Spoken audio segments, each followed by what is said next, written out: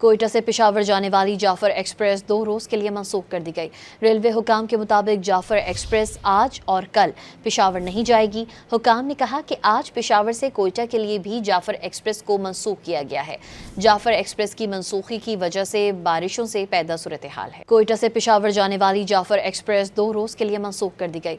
Railway हुकाम के मुताबिक जाफर एक्सप्रेस आज और कल पेशावर नहीं जाएगी। हुकाम ने कहा कि आज पेशावर से कोयटा के लिए भी जाफर एक्सप्रेस को मंसूख किया गया है। जाफर एक्सप्रेस की मंसूखी की वजह से बारिशों से पैदा सूरत हाल है। कोयटा से पेशावर जाने वाली जाफर एक्सप्रेस 2 रोज के लिए मंसूख कर दी गई। रेलवे हुकाम के मुताबिक जाफर एक्सप्रेस आज और कल पेशावर नहीं जाएगी। हुकाम ने कहा कि आज पेशावर से कोयटा के लिए भी जाफर एक्सप्रेस को मंसूख किया गया है। जाफर एक्सप्रेस की मंसूखी की वजह से बारिशों से पैदा सूरत हाल है। कोयटा से पेशावर जाने वाली जाफर एक्सप्रेस 2 रोज के लिए मंसूख कर दी गई। रेलवे हुकाम के मुताबिक जाफर एक्सप्रेस आज और कल पेशावर नहीं जाएगी। हुकाम ने कहा कि आज पेशावर से कोयटा के लिए भी जाफर एक्सप्रेस को मंसूख किया गया है।